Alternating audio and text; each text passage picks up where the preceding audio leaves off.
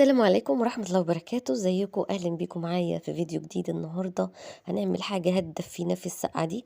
طبعا الراعي الرسمي من الحاجات اللي هو الراعي الرسمي للشتاء منهم طبعا البليلة او القمح، في ناس بتقول عليها القمح.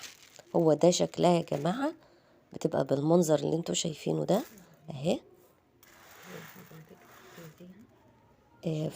شايفين لازم ننقيها كويس، بنشيل منها اي حاجة. يعني دي حباية غامقة نشيلها على جنب.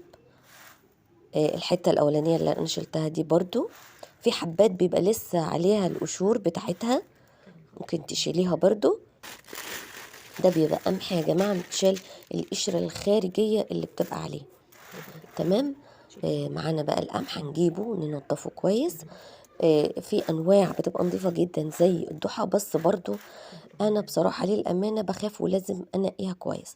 تغسليه 5-6 مرات على قد ما تقدري، تغسليه لغاية ما المية بتاعته تبقى فاتحة وحلوة بالشكل ده كده. انا غسلته وهنعملها في ثواني، لا هننقع 24 ساعة ولا الكلام ده. انت في خلال نص ساعة تكوني واكلة البليلة. ايوه، طقت في دماغك تقومي تعملي بليلة، تعشي الولاد بليلة او تفطريهم بليلة، هنعملها بكل سهولة. زي ما قلت لكم غسلتها، حطيت التلت الحلة بليلة والتلتين مية. تمام. وهتبدأي تهدي النار عليها خالص وتسيبيها تغلي. بس يستحسن حطي عليها مية سخنة، بلاش تحطيها من الأول في مية باردة، لمدة من 10 دقايق لربع ساعة. ما تزوديش عن ربع ساعة على نار هادية. ده شكلها بعد ربع ساعة. خليكي معايا وركزي، قلنا هناكلها في نص ساعة إن شاء الله. خلصنا أول ربع ساعة على نار، شايفين هادية ازاي؟ كل حاجة بتعمليها على نار هادية بتطلع ما شاء الله زي السكر. حطيت انا الغطا، قفلته كويس وقفلت النار. بعد الربع ساعة سيبناها شربت زي ما احنا شايفين باقي المية بتاعتنا اللي كانت فيها، وفشرت واستوت وبقت معانا زي الفل. يبقى كده معانا نص ساعة زي ما قلت لكم في الفيديو.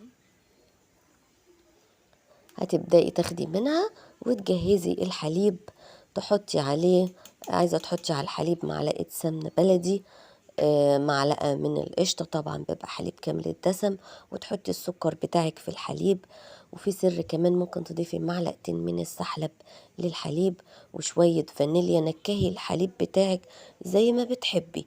والحلة التانية معاكي البليلة، بتاخدي شوية من البليلة على شوية من الحليب في أطباقك الحلوة زي ما انت شايفة كده. عايزة تحطيها سادة تمام، كل واحد حسب إمكانياته يا جماعة.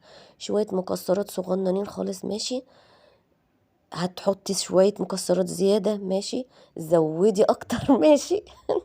الصور ماشية معانا بالتدريج. كتري ونواعي عندك، بس فول سوداني وزبيب تمام، شوية فاكهة على الوش تمام. وبألف هنا وشفا، أحلى طبق بليلة وهتدعولي. ايه ده، انا شايفاكم يا جماعه الفيديو اخدكم ونسيتوا تحطوا لي اللايك. يلا بليز احلى لايك، واشوفكم ان شاء الله في فيديو جديد.